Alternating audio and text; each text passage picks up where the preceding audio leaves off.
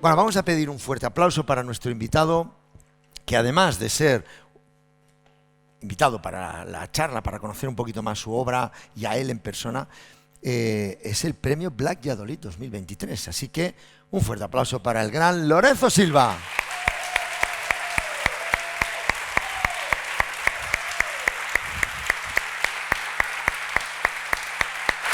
Hola. Muy buenas. Amigo. Qué grande. Ahí lo tiene. Muchas gracias.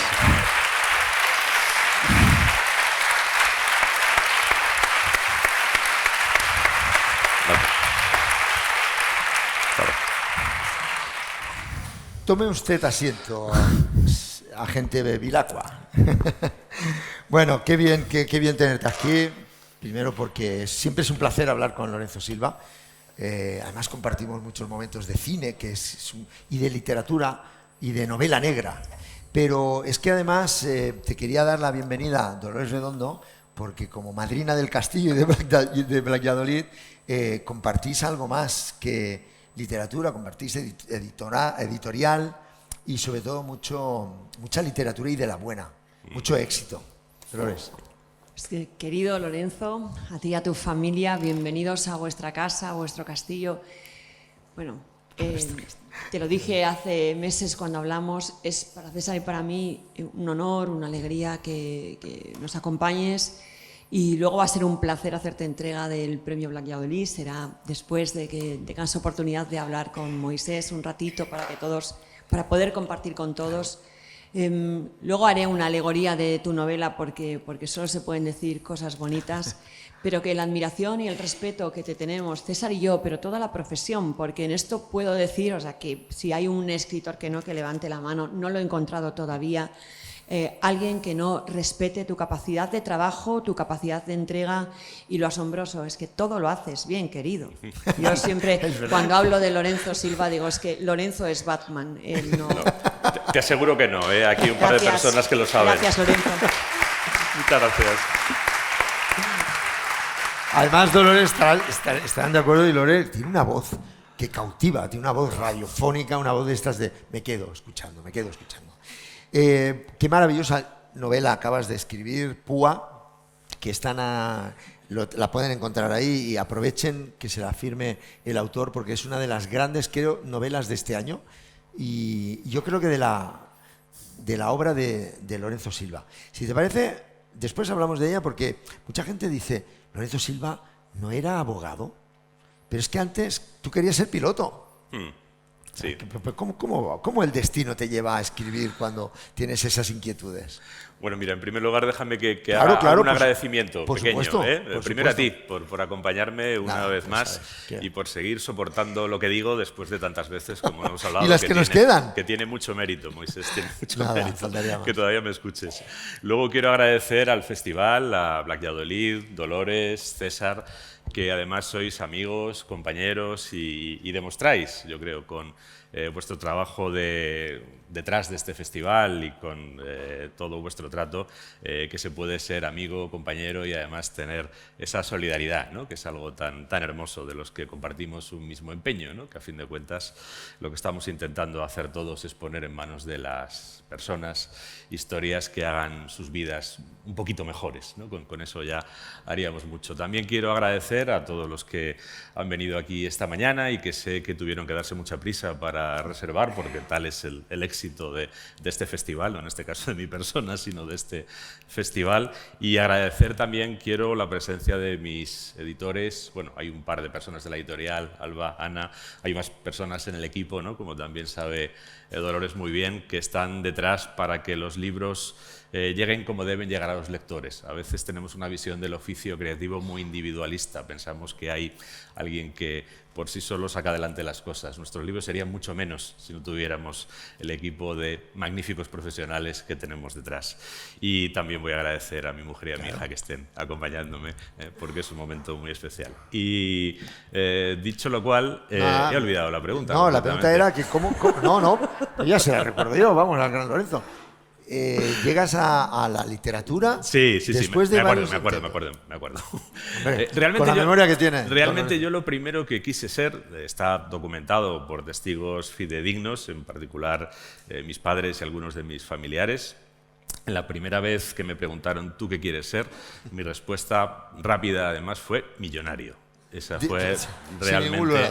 Y no debía haber cumplido todavía los 4 años, es decir, yo debí ver en alguna película o algo que salía alguien que decía, este es millonario, y me debí fijar en todo, ¿no? Pues en el coche, la ropa, la casa, y dije, oye, esos pequeños detalles. Eso está bien, eso es un camino en la vida, ¿no? Luego, es verdad que me pasé a lo del pilotaje, ¿no? Pero tampoco tiene mucho mérito. Yo vivía en una colonia de militares del Ejército del Aire. Allí prácticamente todos los niños queríamos ser pilotos. Y oye, yo eso lo mantuve durante bastante tiempo. Yo me saqué los temarios de la Academia General del Aire con 14, 15 años, ¿no? No era mal estudiante para entrar en las academias militares, aunque mucha gente no lo sabe, ¿no? Porque todavía hay una visión de los militares como personas un poco rústicas, ¿no? Y para entrar a las academias militares hay que sacar muy buena nota, ahora hay que sacar 13 y pico en selectividad, ¿no? Y luego además pasar unas pruebas físicas que no son ligeras. Y llegué a mirar el temario y a ver un poco las pruebas físicas y a decir, pero en un momento determinado pues se cruzó en mi vida la literatura, se cruzó en mi vida realmente la escritura, porque la literatura siempre había estado ahí. Siempre había estado ahí. A mí me enseñaron a leer con 4 años, con la terapia, con la pedagogía tradicional, es decir, interactiva. Yo en mi caso iba a un colegio de monjas. La monja interactuaba con tu oreja, claro, y tú aprendías... Y el borrador volador... Y tú aprendías rápidamente lo que la monja te urgiera a aprender, ¿no? Entre otras cosas, leer. Yo con 4 años leía de corrido, pero de corrido. Y a partir de ahí, pues me dediqué a explorar todos los libros que había en mi casa, los libros que había en el bibliobús que venía por mi barrio, y además desde niño tuve siempre una cierta vocación natural por fabular. ¿Por crear historias? Sí, por crear historias. Por ejemplo, yo era un niño con pocos juguetes, como muchos de los niños de esa época y sobre todo de mi barrio, ¿no? Y la falta de juguetes la suplíamos con historias, nos inventábamos historias, ¿no? A lo mejor, pues con mucha suerte, tenías un Madelman, ¿no? Hombre, pues agarrabas el Madelman y a partir de ahí pues te ibas a un descampado, buscabas material de obra, montabas una fortaleza, hacías líneas de trincheras, comprabas petardos y al final realmente era una historia. O sea, tú solo tenías un muñeco insignificante y alrededor de ese muñeco creabas todo eso. Yo para eso tenía facilidad porque, de alguna forma, hay cosas que te vienen con los genes, ¿no? Por ejemplo, mi voz. Mi voz no tiene absolutamente ningún mérito, es de lo que menos mérito tengo. Mi voz es exactamente la de mi padre y la de mi hermano. Quienes los conocen somos perfectamente confundibles, ¿no? Y también con esos genes me vino, porque los ha habido en mi familia, una tradición de narradores orales. Pero sin literatura, es decir, de inventar historias o de contar historias. ¿Cuentacuentos? Sí, o las historias reales. Yo recuerdo que de niño uno de mis alimentos narrativos eran las historias de mi abuelo. Mi abuelo, yo es que tuve un abuelo que llevó una vida como de Rudyard Kipling, ¿no? Mi abuelo, con 20 años, poco más, lo mandaron a África a una guerra y allí estuvo 6 años. Allí estuvo 6 años jugándose la vida, tenía un mono, en fin, una serie de historias que a mí me fascinaban y esas me las empezaron a contar con 5 o 6 años. Pero la escritura se cruzó cuando yo tenía 13 años. Yo leía, fabulaba, pero no escribía. Era una cosa que no me había... Bueno, cuando me mandaban una redacción en el colegio, pues la intentaba hacer, pero no tenía... ¿Y salía bien? No. Bueno, me ponían buena nota en general en todo, ¿no? Pero bueno, no era algo... Yo no sentía la necesidad de escribir. Para mí, con fantasear y con imaginarme las cosas, y aunque las historias luego se perdieran, era suficiente. Pero con 13 años vi una convocatoria de un concurso de cuentos en una academia municipal a la que yo iba a estudiar inglés. Estudiaba francés en el colegio y inglés en la academia municipal y pedían 10 folios y un cuento y dije, bueno, pues lo voy a hacer, a ver qué pasa. Escribí eso, era el año 80, y puedo decir 2 cosas. Una, contingente, podría no haber sucedido, y tampoco creo que fue lo definitivo, es que gané el primer premio. Pero la otra cosa que pasó, y que creo que sí era necesaria una vez que yo descubrí la escritura, es que desde entonces hasta hoy no he parado de escribir. Fíjate, fue el detonante. ¿Y recuerdas la historia de qué iba? Sí, perfectamente. Por desgracia la he perdido. Por desgracia la he perdido. Y es una cosa que me Yo la tenía en un cuaderno y en alguna mudanza o en alguna cosa la perdí. Pero sí, la historia era una historia muy, muy sencilla, la historia de un extraterrestre que bajaba a la Tierra a investigar la población de ese planeta, ¿no? Y hacía su trabajo. Se alejaba de la nave hasta que se tropezaba con un ser humano, estudiaba al ser humano y volvía a la nave y mandaba un informe a sus jefes, ¿no? Y en el informe el extraterrestre decía, bueno, ya he indagado cómo es la población de este planeta y tengo dos conclusiones. Son seres extremadamente bondadosos y muy poco inteligentes. ¿Qué le había pasado al extraterrestre? Pues que no se había encontrado con un ser humano que responda al perfil mayoritario, que somos una especie inteligente y a veces, o muchas veces, maliciosa, sino que se había encontrado a un chaval con síndrome de Down. Y esa era la historia. Historia bonita y que mereció el premio. Bueno, hay que recuperarla.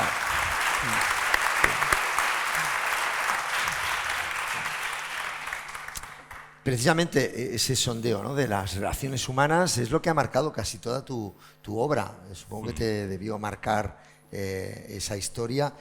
En toda tu trayectoria posterior, en la novela negra es un referente, pero casi todas tus novelas son el alma humana, el sentimiento humano, lo que te decía, ¿no?, las reacciones humanas ante diversos avatares.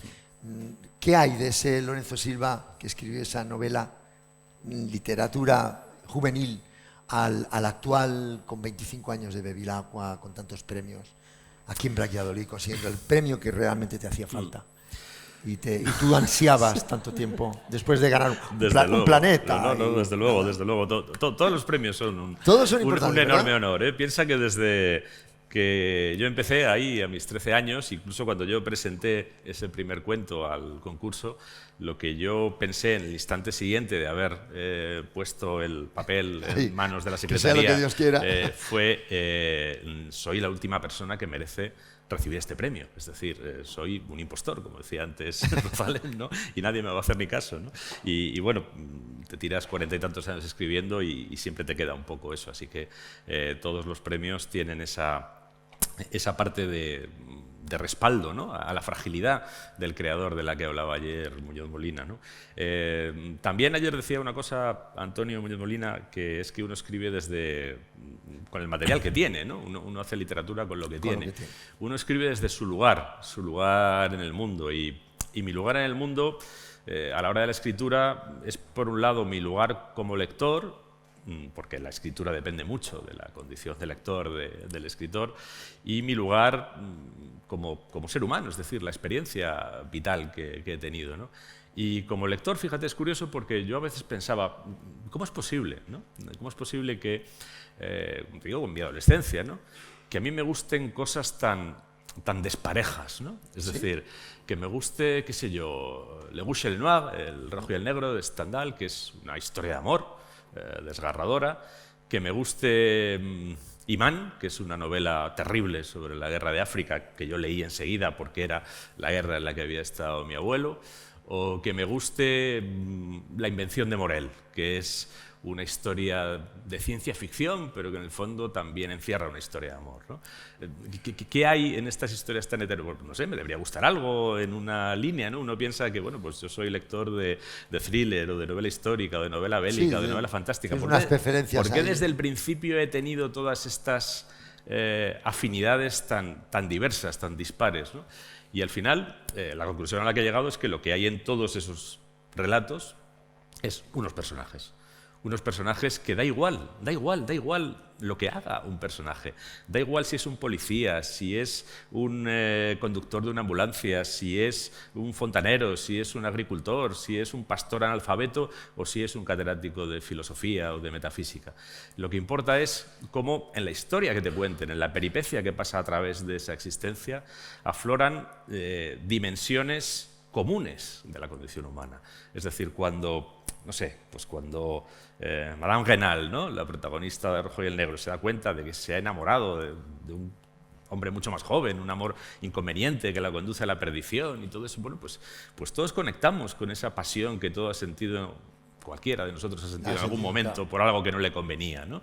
Es decir, que eso es realmente lo que me importa. Y luego, en mi vida o en el lugar en el mundo que he ocupado como, bueno, pues como ciudadano, como lo quieras llamar, he tenido la oportunidad de estar en lugares muy diversos. He tenido la oportunidad, por ejemplo, de desempeñar durante 12 años un oficio que es muy interesante, que en mi caso no fue vocacional. Yo, desde los 14, 15 años, desde que se cruzó la literatura en mi vida, quería ser escritor, pero pensé que de la literatura era imposible vivir. Que Tendrás que trabajar que en nadie algo. vivía de la Tendrás que literatura y, por tanto, tendría que buscarme un oficio lucrativo, ¿no? Y el oficio que me lo busqué a través del estudio del derecho y acabé ejerciendo la abogacía durante 12 años, que no son 12 días, ¿no? Y ese es un oficio en el que yo, cuando me preguntaban hace tiempo qué había significado para mí, pues siempre piensan, ¿no? Cuando escribes novela negra, dices, claro, escribes novela negra porque has sido abogado, porque conoces las leyes. Bueno, haber sido abogado te da una determinada visión. Por cierto, ¿abogado criminalista o...? No, yo he hecho de todo. Yo he hecho civil, penal, administrativo, laboral, de todo. He trabajado en grandes despachos, he trabajado en grandes empresas. Al final acababa cayendo de todo por allí, ¿no? Me especialicé en algunas cosas, pero yo he hecho de todo. No he podido decir, yo solo hago de esto, ¿no? Y, hombre, naturalmente que teniendo esa experiencia, pues, por ejemplo, yo no concibo al policía como veo que lo conciben otros novelistas, ¿no? Como una especie de justiciero. Yo sé que el policía no hace justicia. Yo sé que el policía, aunque esto de entrada no parezca muy literario, ni parezca muy tener un gran glamour, el policía es un simple auxiliar de la Administración de Justicia. Es alguien que trabaja en una labor auxiliar para que haga justicia otro u otros. Un juez, Es como una un peón juez, dentro del... un tribunal de varios jueces o un tribunal de 9 ciudadanos. Él no decide, el policía no mete a nadie en la cárcel, el policía no ataja el mal del mundo, el policía intenta buscar pruebas legales para poder contar una historia en el proceso. Y esa historia la van a contar los abogados y los fiscales y la van a establecer los jueces o un jurado. Él es un peón, ¿no? Y eso, naturalmente, deriva de mi condición de abogado y de haber estado en un proceso penal profesionalmente, ¿no? Más de una vez. Pero fíjate, quizá yo creo que cuando tenía que resumirlo son 2 palabras, digo, mira, esta es una profesión que te permite, porque a mí me lo ha permitido, en una misma jornada laboral, estar sentado con una persona que tiene un avión privado esperándole en el aeropuerto. Yo he firmado unos papeles en el capó de un cochazo con alguien que tenía un avión privado para llevarle a él donde él quería ir, y ese mismo día tratabas con alguien que no tenía donde dormir esa noche. Y veías todo el arco de la condición humana en 8 horas. Y además gente que tiene algún problema o que potencialmente puede tenerlo. Por ejemplo, el del avión privado, pues si en el papel que tú le ponías en la firma había algo mal, habría algún problema del que serías tú responsable. Y el que no tenía donde dormir esa noche, si tú no le asesorabas o no le aconsejabas adecuadamente, pues si no tenía donde dormir esa noche es porque su vida ya era problemática, podía ser más problemática más grave todavía, ¿no? Qué bueno, ¿no? Que eso sin duda condiciona toda tu obra. Por eso tal vez, pregunto, ¿decides que tus 2 protagonistas sean Bevilacqua y Chamorro guardias civiles o no tiene nada que ver? Tiene que ver, tiene que ver. En el año 95, que es cuando yo escribí la primera novela, y en el año 94, que fue cuando, digámoslo así, en el verano del 94 a mí me surgió la idea, no la escribí hasta el verano del 95, porque yo entonces me dedicaba a la abogacía y podía escribir fundamentalmente en verano. Es decir, un verano tuve la idea, pero tuve que esperar al verano siguiente para poderme meter de verdad y escribirla. ¿Y todo un año dándole vueltas? Sí, todo un año dándole vueltas. Lo que luego me vino bien, porque la novela la tuve que escribir en 34 días. Y pude escribirla en 34 días. Tenía el mes de vacaciones y 4 días que me debían. Entonces, o en 34 días la escribía o al verano siguiente, ¿no? Y haber estado pensando durante todo el año me ayudó a escribirla en esos 34 días. Pero lo que a mí me llevó a elegir que mis personajes fueran guardias civiles y que fueran además un hombre y una mujer es percatarme de que en la literatura española los guardias civiles tenían un papel anómalo, extraño, difícil de explicar en condiciones normales. No sé si porque no somos un país normal, o porque los escritores españoles no somos normales, o porque en general hay algo ahí que distorsiona todo, ¿no? Pero tú piensas en un cuerpo policial. Te hablo del año 94, en ese momento la Guardia Civil llevaba exactamente 150 años, entre otras cosas, investigando crímenes, porque hay gente que cree que la Guardia Civil ha empezado a investigar crímenes ahora, con Diana Kerr y esto, ¿no? La Guardia Civil desarrolla funciones de policía judicial desde 1844, y desde 1844 se dedica a la investigación criminal. Y que en siglo y medio no hubiera salido nunca en ninguna novela un guardia civil como investigador criminal, y que donde habían salido era casi siempre con una visión grotesca o siniestra, que en todos los colectivos numerosos hay personas grotescas y siniestras. También pues, entre los catedráticos de filosofía y entre los auditores de cuentas, ¿no? Pero no tenemos esa negativización sistemática, ¿no? Y por otra parte, pues había alguna novela que los sacaba, acercándose un poco a su dimensión humana y demás. Yo recuerdo, para mí la mejor es El fulgor y la sangre, de Ignacio Aldecoa, que es una grandísima novela que quedó finalista del Planeta, por cierto, en los años 50, y que es milagroso que esa novela se publicara sin censura en la España de Franco, pero no hablaba de la investigación criminal. Son los guardias civiles de un pueblo en los años 40 que tienen un percance en un mercado. Bueno, me pareció tan raro y dije, ¿y esto por qué no se hace? Y mi respuesta fue, no se hace porque, por muchas razones que sería largo desarrollar y no vamos a contarlas aquí, la visión de los guardias civiles siempre está mediatizada por una serie de filtros ideológicos a favor o en contra de visiones de la historia de España, a veces fundadas, porque la Guardia Civil ha estado en episodios oscuros de la historia de España, y a veces infundadas, porque la historia contemporánea de España la conocemos muy mal, y la historia contemporánea de España en parte es la historia de la Guardia Civil, y hay muchas páginas que yo he comprobado que la gente no conoce, que probablemente podrían llevarle a variar su percepción respecto a la Guardia Civil. Pero bueno, al margen de eso, fuera por lo que fuera, eso es lo de menos, porque no estaban viendo a los seres humanos, porque no estaban viendo que ahí había hombres de carne y hueso, y desde hacía 4 o 5 años, mujeres. Porque en el año 94, pues hacía escasamente 4 o 5 años que se habían incorporado las mujeres.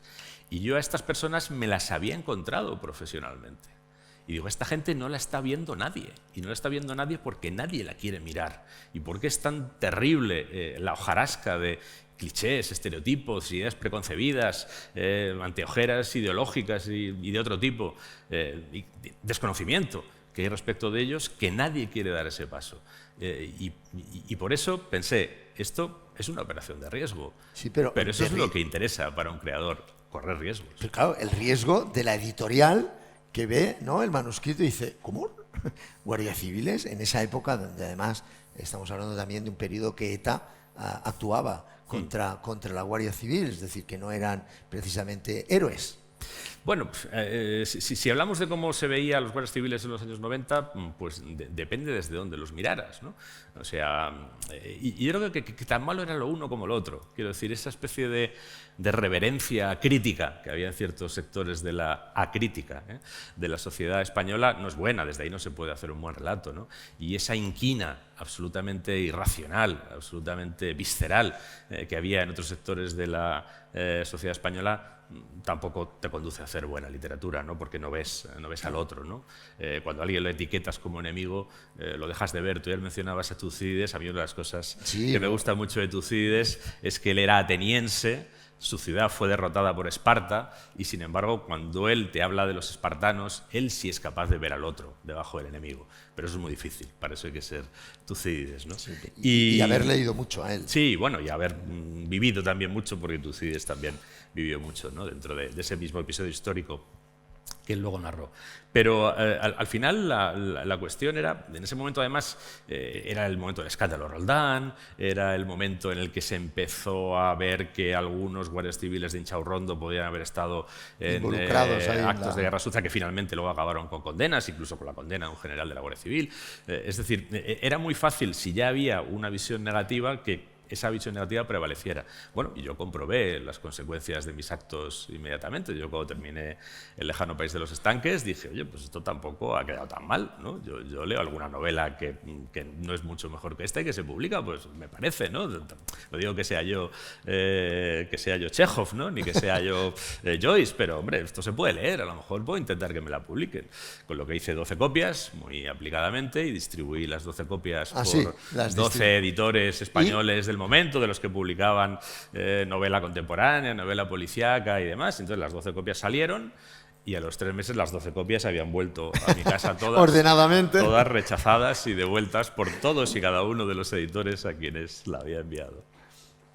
¿Quién apuesta por ti y por esa novela que fue la que ha dado lugar a una maravillosa saga que 25 años después tiene un peso específico en la literatura española? Tenemos aquí un par de moscas. Nada, pero bueno, esto es... Pero esto es parte del encanto de un castillo, además. Confraternizando con nosotros. Exactamente. Son lectoras, ¿eh? Son moscas lectoras. Pues mira, tiene nombre de mujer, además, es una editora, y es una editora catalana, que se llama María Antonia de Miquel, que estaba en Destino hace años, ahora ya no está, pero que fue quien, un par de años después, cuando yo quedé finalista del Premio Nadal con La flaqueza del bolchevique, me hizo una pregunta que no le debes hacer nunca a un novelista que empieza, que es: ¿y tú tienes más manuscritos? Y yo dije que si yo tengo más manuscritos te vas a enterar. Y entonces vas y le pones... Yo en aquel momento tenía 3 novelas inéditas. 3 novelas inéditas. Y le puse, ¡pum!, las 3 novelas, ¿no?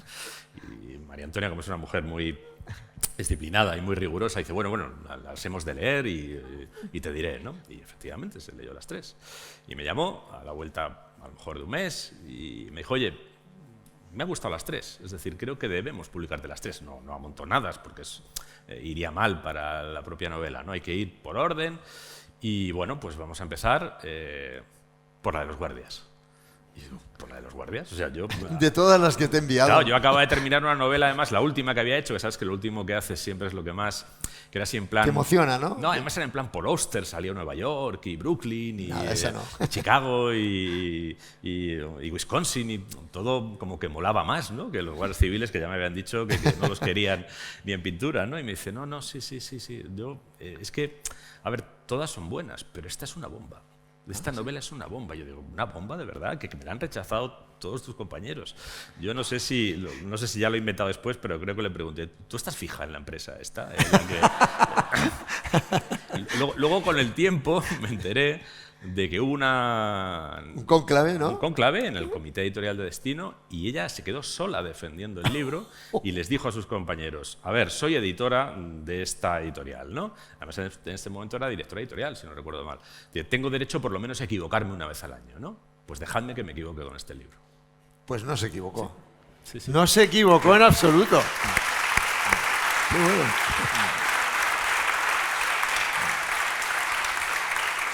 Bueno, y claro, luego viene una curiosidad, porque tenemos que continuar avanzando, pues es que es tan interesante, el por qué le pones esos nombres. Bevilacqua, que además él juega en las novelas, las habéis leído, a que todo el mundo se equivoque de entrada con su nombre, y Chamorro, Violeta Chamorro, por una... Cuenta, porque sí. Cómo viene, es muy curioso también cómo le pone, porque sí. es también dice mucho también, ¿no?, de cómo los autores le ponen sus nombres a esos protagonistas que luego nos van a acompañar a los lectores.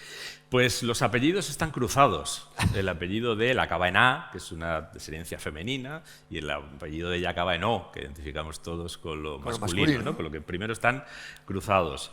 El de ella es muy autóctono, es un apellido muy castizo, ¿no? El de él es absolutamente cosmopolita, ¿no? Los nombres, por cierto, pues se llama Virginia, es un homenaje a Virginia Woolf, que además de una novela de Virginia Woolf, de Las olas, está tomada la frase que inspira el título de la primera novela, ¿no? El lejano país de los estanques. Sí. Y Rubén, bueno, la historia de Rubén Bevilacqua realmente tiene un origen. Yo al principio trabajaba en una firma de auditoría, consultoría, asesoría legal. Empecé por auditoría y acabé en el despacho legal antes de irme luego a otro sitio, ¿no?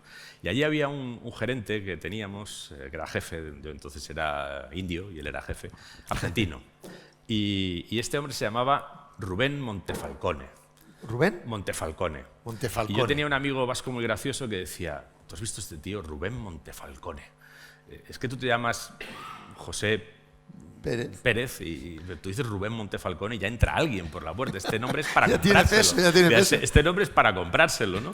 Y yo me quedé con aquello y cuando pensé en mi personaje, oye, pues voy a hacer algo así, un nombre que sea campanudo, ¿no? Y que, bueno, que sea italiano. Claro, no puedo poner Montefalcone. El Rubén me lo quedé, como homenaje a aquel gerente argentino que tuvimos, ¿no? Pero lo tengo que combinar con otra cosa. Lo tengo que combinar con otra cosa que sea italiana y que tenga algo, ¿no? Que tenga algo. Y me tiré como un mes. Claro, como tuve un año para pensar la novela, pues en eso me tiré como un mes, ¿no? Y no me venía, no encontraba ningún apellido italiano que me convenciera. Sí, pero al final estaban ya pillados miraba todos muchos también. en I y decía, no, pero hay que ser un poco más original, o sea, que no sea un apellido italiano acabado en I, ¿no? Y bueno, pues un día, lo he contado muchas veces, a lo mejor alguien aquí me lo ha oído, es una tontería, pero es que es así.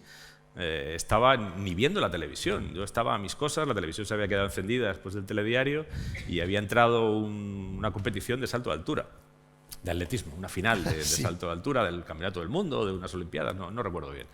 Y bueno, pues ahí de repente apareció una chica y apareció la bandera de Italia y apareció sobreimpresionado Antonella Bevilacqua.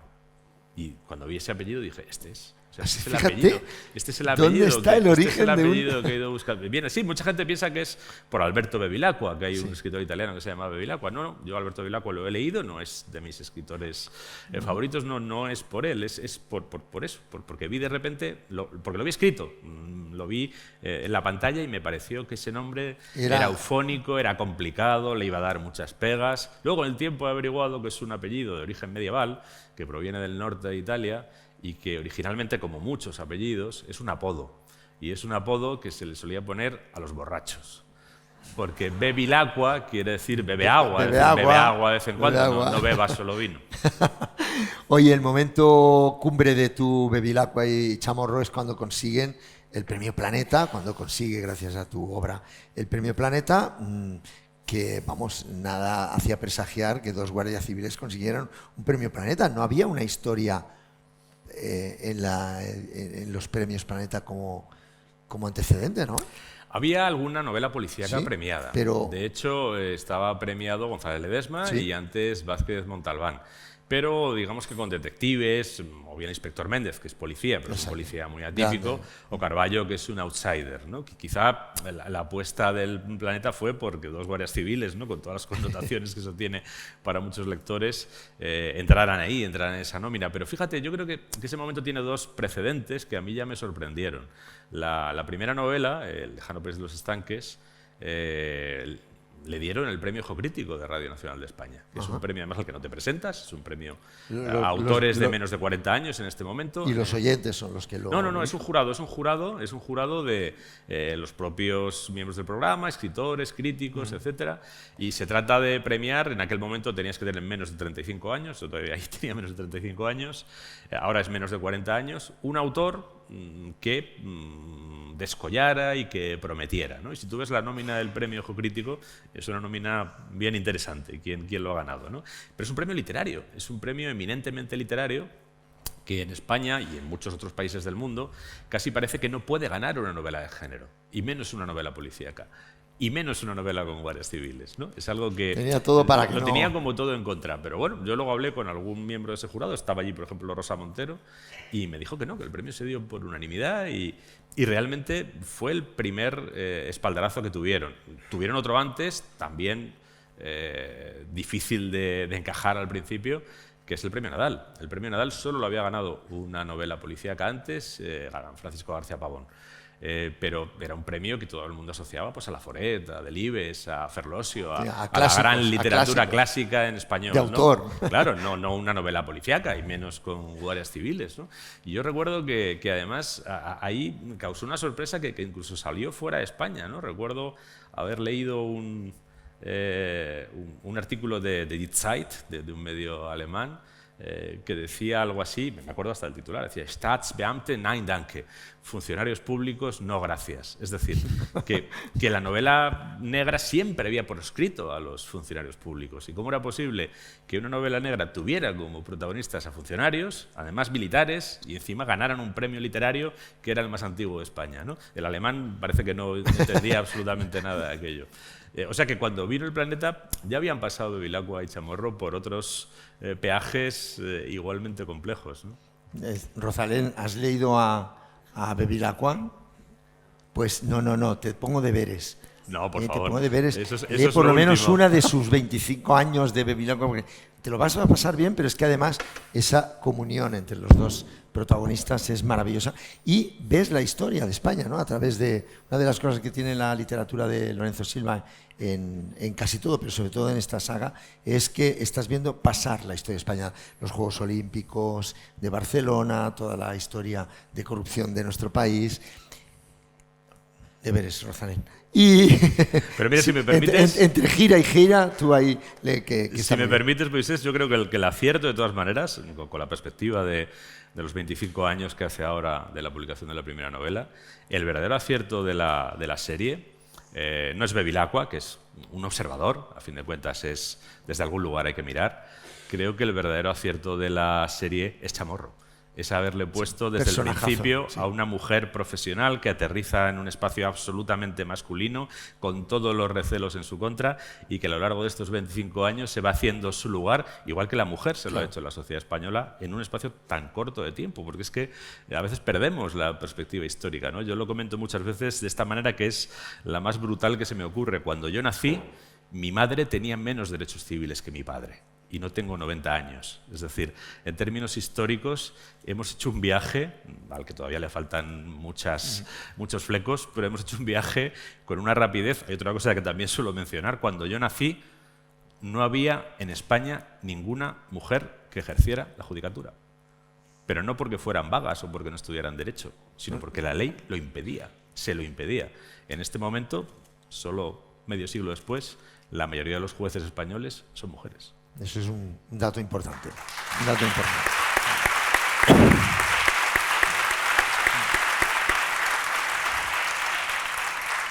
Hablando de datos, ahora vamos a hablar de Púa, porque es la novela última que nos ha dejado este maravilloso escritor. Hablando de datos, 126.439 visualizaciones. No está nada mal, ¿eh? Hemos sido tendencia en España durante la jornada de hoy. Muy bien. Muy bien. Muy bien. Bueno, Lorenzo Silva, Púa. Púa, que es la última novela. Dice que no le interesan las novelas de psicópatas que se recrean en su crueldad y nunca hacen nada por nadie. Y ahí nos deja un protagonista que ya desde su primera página dice que es un criminal, que soy mala persona. Púa es, para mí, perfecta.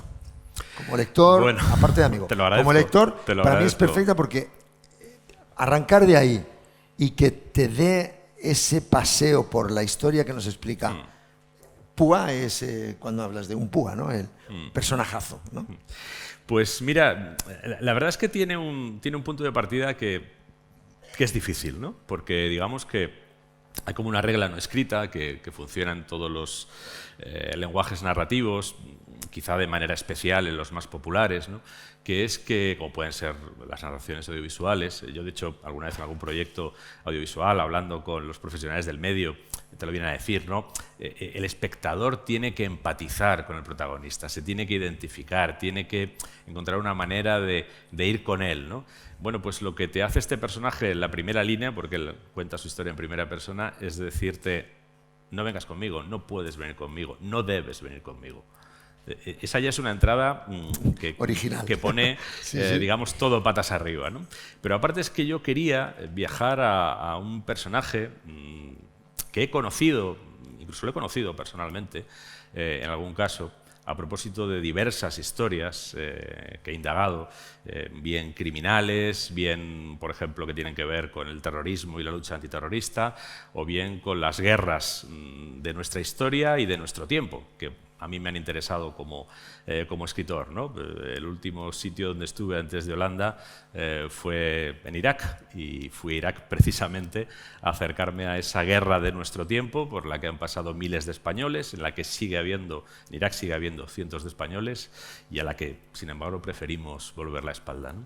Y cuando hablas con gente que ha tenido la experiencia en todos esos campos de convertirse en verdugo, con razón o sin ella, con la ley o sin ella, en legítima defensa o por la espalda.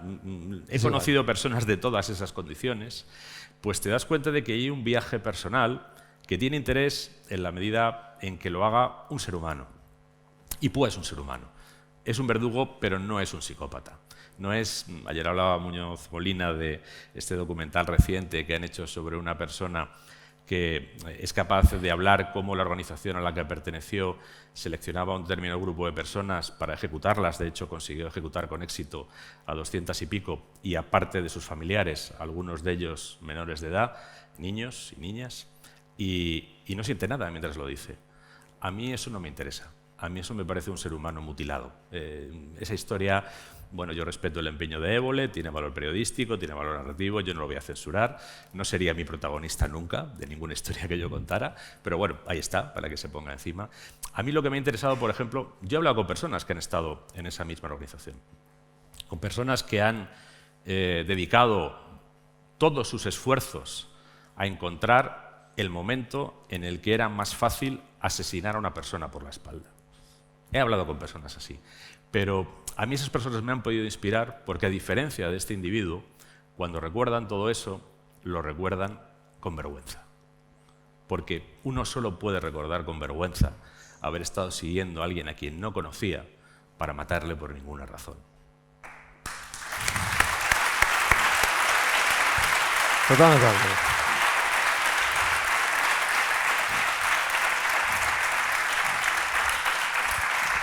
Y, en opinión mía, nunca se debe blanquear el nombre de un asesino.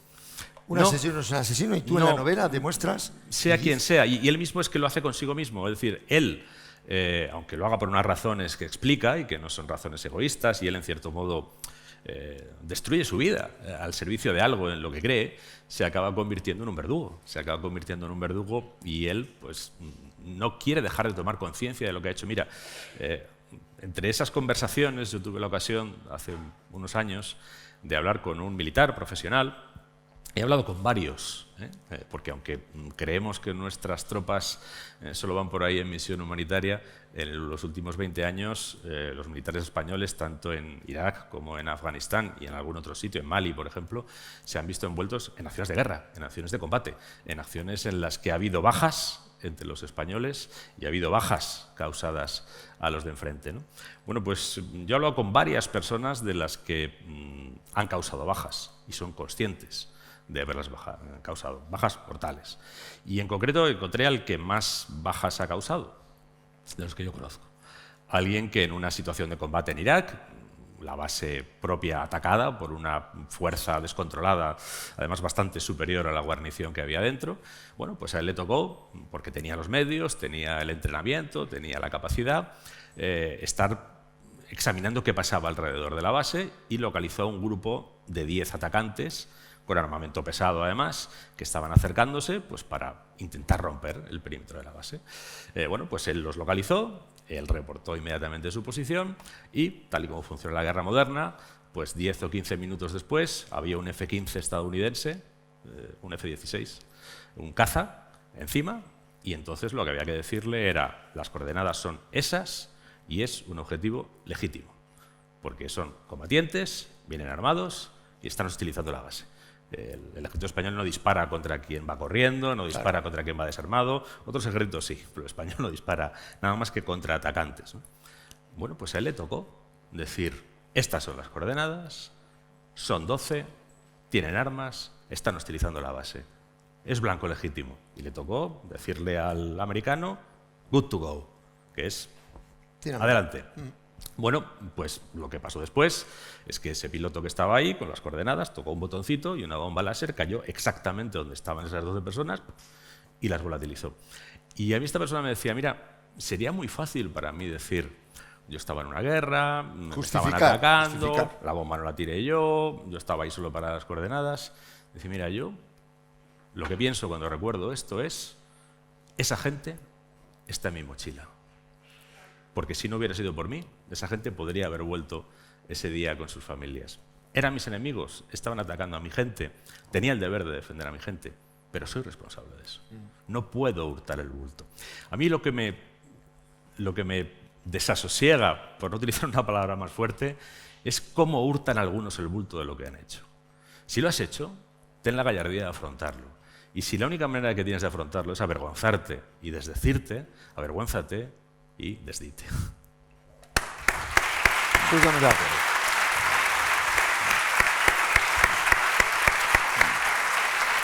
Pues esto es Púa. Esto es Púa. Púa es un personaje que recomiendo que lean porque realmente merece la pena aventurarse en la historia de este infiltrado en una organización. En algún momento piensas para hacer justicia, en fin, porque le pasó un episodio cercano. En fin, no voy a desvelar nada, es que quiero que la lean porque es una auténtica maravilla. Bueno, y ahora ya estás, ya para finalizar, Lorenzo, estamos en promoción del libro, pero tu cabeza ya está en la próxima novela. ¿Novela o ensayo o qué es lo que estás escribiendo? Realmente mi cabeza desde hace unos años está en las próximas 6 novelas. Es una cosa un poco aberrante, pero a mí me permite tener algo en lo que pensar, ¿no? Cuando Sí, haces un viaje largo. En una, no hace falta. Es como Santiago Posteguillo, que está pensando en las 6 novelas de Roma, que cada novela son 1000 páginas. Es que con las historias realmente no las eliges. O sea, las historias de repente te agarran por el pescuezo y dicen, soy una novela y me vas a escribir.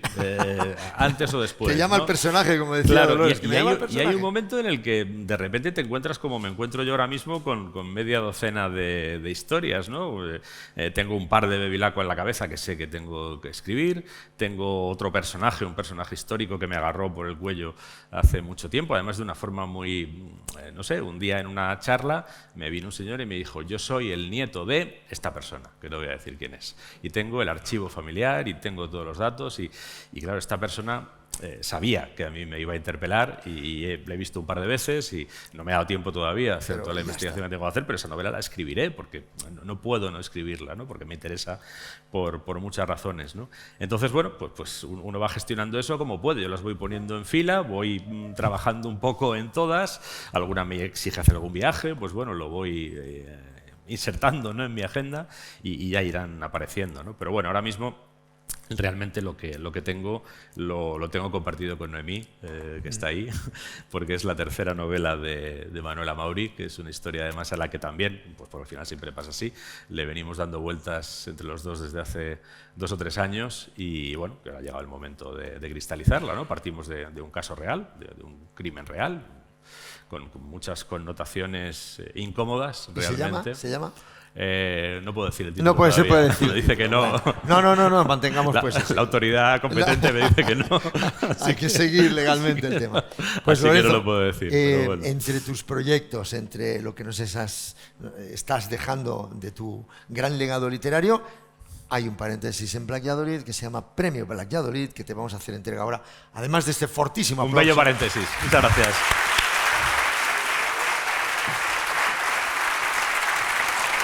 Bueno, muchas gracias. Aquí está.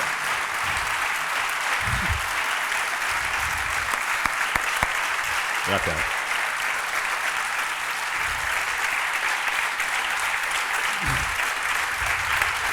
Muchas gracias.